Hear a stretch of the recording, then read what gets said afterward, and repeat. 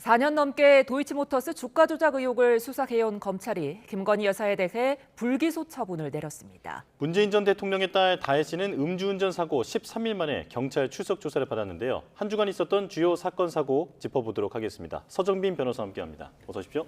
안녕하십니까? 안녕하십니까? 예.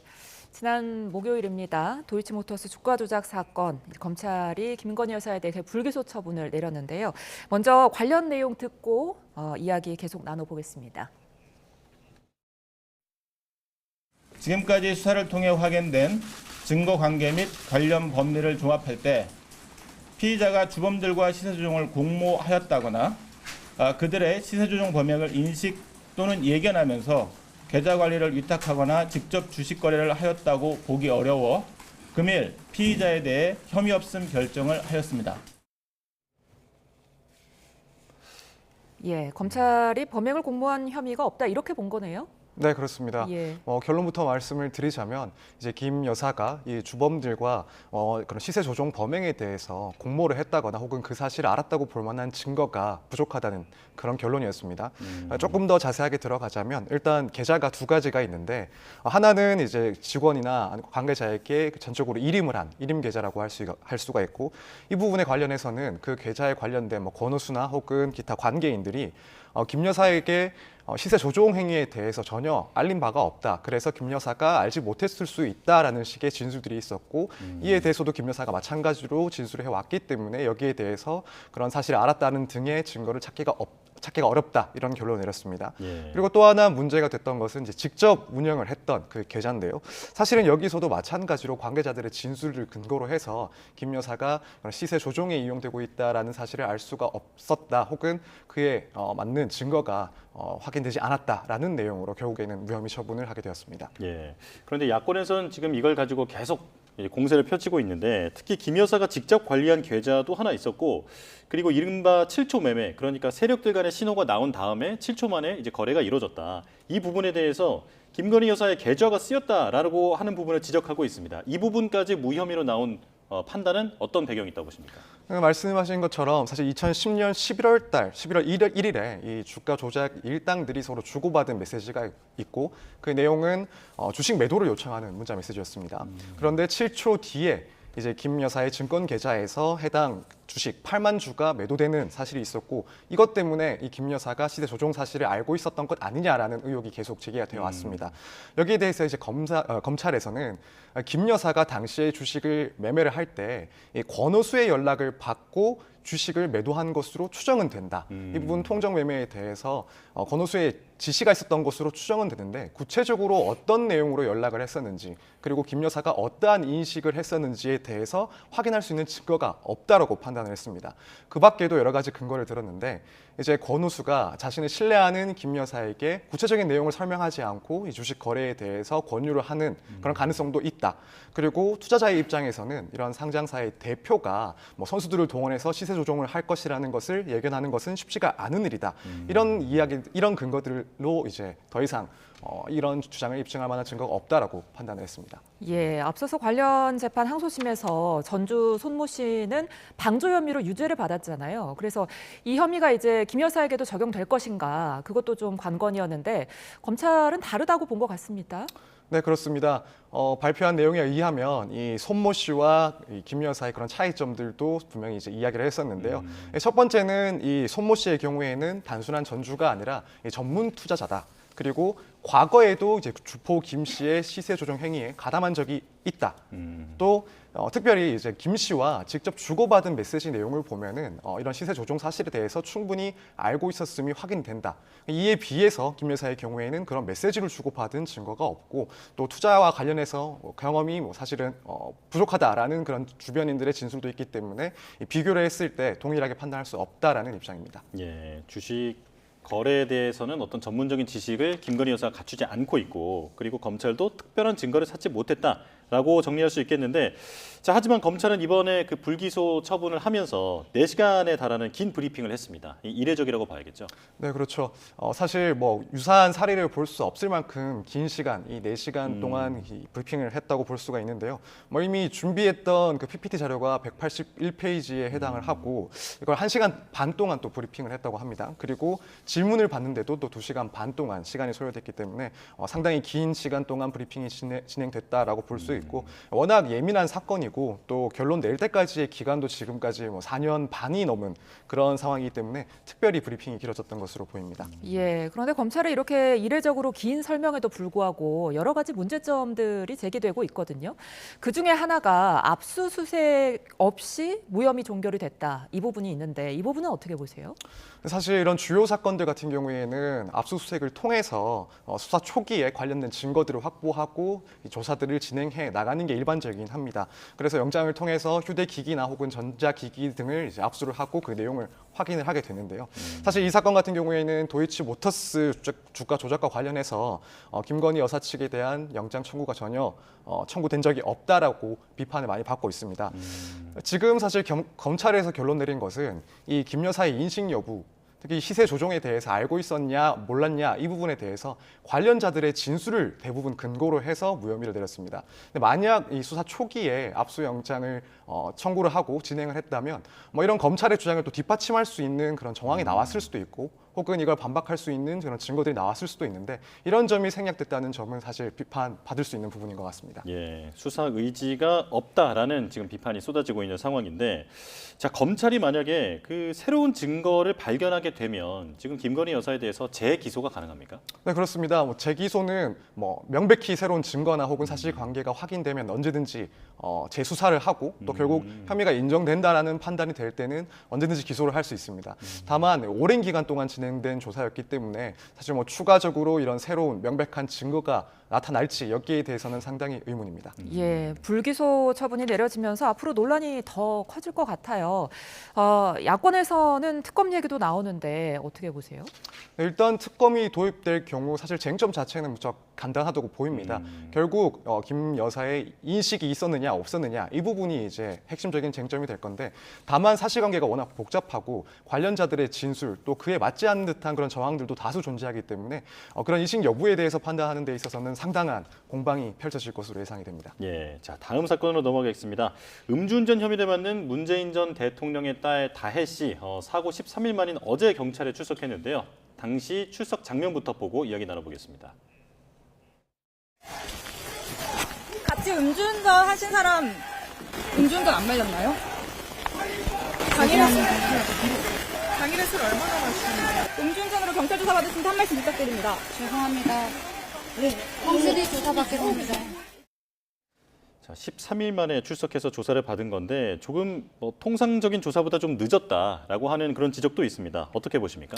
사실 변호사 입장에서 보면 사고가 발생을 하고 2주 정도 그 피의자 소환에 걸린 시간 그 정도는 통상적인 그런 기간이라고 볼 수 있을 것 같습니다. 네. 왜냐하면 이제 사고가 발생하고 나서 경찰은 관련 CCTV를 확보하거나 또 이 사건 같은 경우에는 피해자가 존재하기 때문에 피해자 조사도 해야 되고, 그리고 또 이후에는 피의자와 또 소환 일정을 잡기 위해서 시간이 소요되는 경우들이 많기 때문에 예. 13일 정도 걸렸다는 것은 사실 특별한 일은 아니라고 보면 될 것 같습니다. 예, 이번에 출석해서 4시간가량 조사를 받았는데요.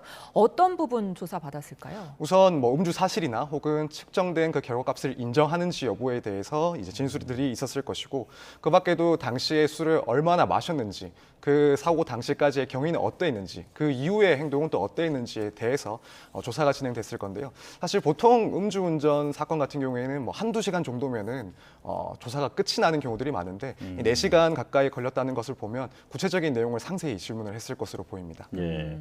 자, 문다혜 씨는 이제 음주운전이 아닌 위험운전치사상 혐의 적용 가능성도 제기가 됐었는데 지금 택시기사와 합의를 마쳤다고 알려졌죠. 이럴 경우에는 혐의 적용이 어떻게 됩니까? 네, 이럴 경우에는 사실 이제 위험운전치사상이라는 것은 보통 음주운전으로 사고가 발생했을 때 보통은 이제 교통사고 처리 특례법 위반으로 가게 됩니다. 그런데 음주 상태가 너무 심했기 때문에 운전에 영향을 미치게 되었다. 그로 인해 사고가 발생했다라고 한다면 훨씬 더 가중 처벌될 수 있는 이 위협운전치사상으로 가게 되는데 문제는 결국 상해 여부가 밝혀지느냐 여부입니다. 그리고 지금 당시에 전치 2주 정도의 상해를 입은 것으로 알려졌던 이 택시 기사 분께서는 뭐 합의를 하고 또 진단서를 아직까지 제출하지 않은 상황이다 보니 이런 상황에서는 진단서 제출이 앞으로도 없다면 상해 사실을 인정하는 것이 상당히 어렵게 되고 그렇게 된다면은 결국 단수 음주운전으로 처벌될 가능성도 충분히 존재합니다. 예, 이 사고 당시 그 문다혜 씨의 혈중 알코올 농도가 꽤 높았던 걸로 알려지고 있는데요. 이 부분도 혹시 뭐 처벌 수위에 영향이 갈 수 있습니까? 네, 지금 뭐 도로교통법상에서는 구간을 나누어 두고 각각 구간에 맞는 그런 법정형을 설정을 해뒀는데 지금 해당되는 부분은 혈중 알코올 농도가 0.08% 이상 그리고 0.2% 미만인 상태에서 운전을 한 경우에 해당이 됩니다. 근데 이 구간을 보더라도 이 문다혜 씨 같은 경우에는 상당히 만취했다고 보여지기 때문에 이 부분과 관련해서는 당연히 본인에게 불리하게 양형해서 고려가 될 수가 있고 사실 이것뿐만 아니라 설사 이후에 뭐 상해 진단서가 제출되지 않았다 하더라도 실제로 이런 사고가 발생한 것은 사실이기 때문에 이런 점 역시 판단을 받을 때 조금 불리하게 작용할 수가 있습니다. 네. 자, 지금 음주운전 외에도 여러 교통법규 위반 정황이 나오는데 이런 부분들까지 함께 처벌받게 됩니까? 네, 지금 음주운전뿐만 아니라 뭐 그 전에 7시간 가량 불법 주차를 했다 이런 내용도 나오고 또 당시 운전할 당시에는 신호 위반 등 교통법규도 위반을 했다라는 이야기가 나오는데요. 경찰은 이제 여기에 대해서 음주운전뿐만 아니라 그런 사실들을 확인하고 필요하다면은 뭐 과태료 처분 등을 할 것이라고 밝혔기 때문에 조사가 된다면 여기에 대한 적절한 과태료 처분은 이루어질 것으로 보입니다. 예, 앞으로 이제 수사가 어떻게 진행될지 궁금한데 뭐 한 차례 출석이면은 이제 더 이상 출석은 없다고 볼 수 있습니까? 네, 통상적인 경우에는 음주운전 같은 경우 이제 한 번 정도 조사를 하고 사건이 다 진행이 됩니다. 그래서 문다혜 씨 본인 사건과 관련해서는 추가 소환은 없을 것으로 예상이 됩니다. 다만 이제 또 다른 의견이 있는 게 당시에 함께 있었던 남성 일행이 음주운전을 방조한 것은 아니냐라는 또 의혹도 있는 상황이라서 예. 뭐 지금까지 상황을 봤을 때는 방조 혐의까지 인정되는 것이 쉽지는 않겠지만 혹시라도 그 부분까지 조사가 된다면 이제 문다혜 씨는 뭐 피의자는 아니지만 참고인 신분으로 또 한번 소환될 가능성도 있습니다. 네. 자, 이제 세 번째 사건, 마지막 사건입니다. 연세대 수시 논술 문제 유출 사건인데요. 자, 학교는 문제가 유출된 흔적은 없기 때문에 그러니까 재시험은 없다, 공정성에 문제는 없다 이렇게 계속 얘기를 하고 있습니다. 하지만 새로운 유출 정황이 나왔다면서요? 네, 그렇습니다. 지금까지의 상황을 보면 간단히 말해서 10월 12일에 이 연세대학교 수시 모집 논술 시험에서 그 한 고사장에서 예정대로라면은 2시에 배부되어야 될 시험지가 1시간 정도 빨리 배부가 됐다가 15분 만에 다시 회수가 된 문제가 있었습니다. 뭐 여기에 대해서 학교는 공정성을 해야 할 만한 그런 문제는 없었다라는 입장이었는데 사실 이후에 밝혀진 사실을 보면 당시 시험 시각 전에 이미 온라인 커뮤니티 등에 뭐 문제와 관련된 그런 내용들이 올라오거나 시험지가 찍힌 그런 사진도 올라왔다고 하고요. 이 무엇보다도 시험 직전에 이 수험생들끼리 유출된 문제 일부에 대해서 그 내용에 대해서 메시지를 주고받았다는 정황까지 나온 상황입니다. 특히 이제 이 학생은 스스로 자기가 이런 일을 했다라고 밝혔는데요. 30분 전에 일부 문항에 대한 정보를 친구에게 문자 메시지로 보냈다라고 주장을 하고 있어서 더욱 파장이 커지고 있는 상황입니다. 예, 뭐 상황이 이렇다 보니까 수험생들과 학부모들은 시험 무효 소송을 제기할 거다 이렇게 나오고 있는데요. 쟁점 어떻게 보십니까? 네, 쟁점은 사실 조금 복잡할 것 같습니다. 예. 우선 시험 자체의 무효 소송을 이제 진행하는 것 자체가 가능한지 여부부터 내용을 따지자면 뭐 실제 시험의 공정성이 훼손되었다고 볼 것인지 그리고 훼손되었다고 한다면 뭐 정말 그 합격과 불합격을 결정지을 만큼의 문제가 발생했는지 또 학교 측의 귀책은 어디까지고 또 중간에 이 시험 문제 일부를 유출한 학생들의 책임은 또 누구 측의 책임으로 봐야 될지 그래서 만약 시험 결과 전체를 무효로 한다면 그로 인해 발생할 문제는 또 얼마나 클지 이런 내용들이 모두 쟁점이 될 것 같습니다. 예, 근데 지금 연대 논술 합격자 발표일이 12월 13일이라고 하거든요. 이 전에 효력정지 가처분 신청도 함께 신청을 한다는데 그렇다면은 그 전에 결정이 날 수 있을까요?